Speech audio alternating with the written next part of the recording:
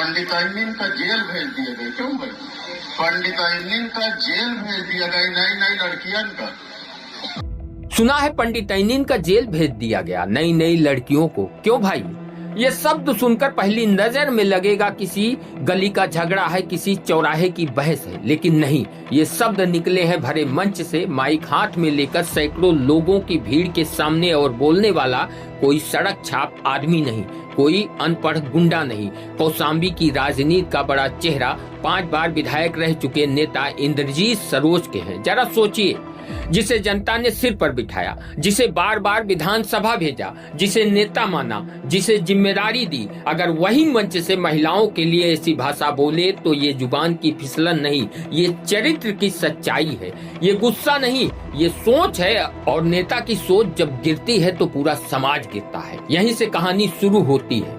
इंद्रजीत सरोज करीब 3 दशक की राजनीति, 1996 में पहली बार विधानसभा का चुनाव लड़ा और तब से लेकर 2017 तक लगातार जीत हासिल की। 2017 में हार का सामना करना पड़ा, लेकिन 2022 में पुनः एक बार फिर से विधायक बने। मंझनपुर सीट पर मजबूत पकड़, कभी बहुजन समाज पार्टी के कद्दावर नेता, आज समाजवादी पार्टी के राष्ट्रीय महासचिव। कौशाम्बी को जिला बनाने में अहम योगदान दिया। कई विकास योजनाएं, दलित समाज के फैसले, यानी अनुभव की कोई कमी नहीं, लेकिन अनुभव बड़ा हो सकता है, सोच बड़ी हो ये जरूरी नहीं, क्योंकि ये पहला विवाद नहीं है। इससे पहले भी कई बार उनके बयान चर्चा में रहे, कभी भगवान को लेकर टिप्पणी, कभी आस्था पर तंज, कभी ब्राह्मण समाज पर कटाक्ष और कई बार नाम लेकर मंच से अपमान। इतना ही नहीं, अगर किसी की मदद कर दी, किसी को नौकरी दिला दी, किसी का काम करा दिया, तो उसी को भरे मंच से याद भी दिलाया है, जैसे मदद नहीं एहसान किया हो। राजनीति सेवा से चलती है, एहसान से नहीं, सम्मान से चलती है, अपमान से नहीं।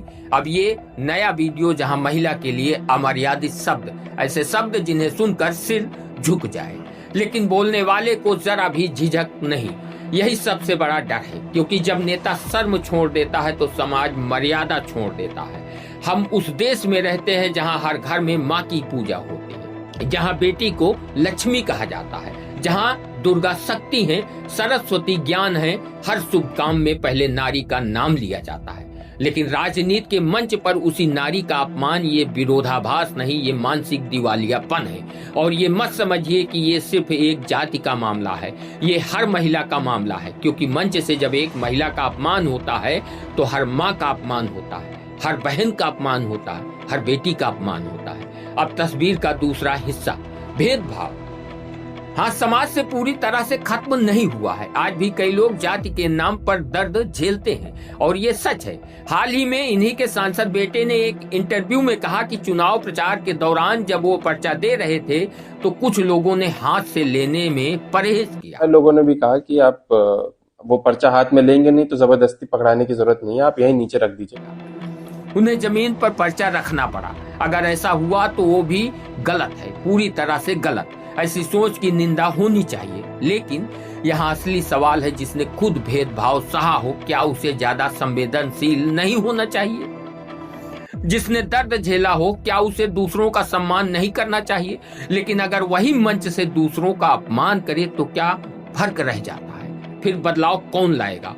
और अब जरा इतिहास देखिए, क्योंकि अक्सर कहा जाता है कि सदियों पहले भेदभाव हुआ। ठीक है, मान लिया, लेकिन इस देश पर मुगलों ने शासन किया, अत्याचार हुए, बहन बेटियों पर जुल्म हुए, फिर अंग्रेज आए, देश को लूटा, गुलाम बनाया। लेकिन आज कोई नेता मुगलों को रोज गाली देकर राजनीति करता है क्या? कोई अंग्रेज को मंच से दोषी ठहराता है क्या? नहीं, क्योंकि कहा जाता है ये बीती बातें हैं, इतिहास है, आगे बढ़ो। तो सवाल ये है कि अगर इतिहास को भूलना है तो सबके लिए भूलो, अगर आगे बढ़ना है तो सबके साथ बढ़ो। लेकिन सदियों पुरानी बातों के नाम पर आज नफरत फैलाना, आज अपमान करना, ये किस तरह की राजनीति है? नेता जब बोलता है तो हजारों लोग सीखते हैं, उसके शब्द नारे बनते हैं, उसकी भाषा ट्रेंड बनती है। जब नेता मर्यादा तोड़ता है तो समर्थक भी मर्यादा भूल जाते हैं। फिर वही भाषा गांव में जाती है, स्कूल में जाती है, सोशल मीडिया पर फैलती है और समाज जहरीला हो जाता है। कौशाम्बी की जनता ने आपको सम्मान दिया, हर जाति ने वोट दिया, आपके बेटे को सांसद बनाया, लेकिन बदले में अगर अपमान मिलेगा तो सवाल तो उठेंगे। याद रखिए, कुर्सी अस्थायी है लेकिन शब्द अस्थायी है। भाषण खत्म हो जाता है लेकिन बयान इतिहास बन जाता है। नेता का कद पद से नहीं, उसकी भाषा से बड़ा होता है।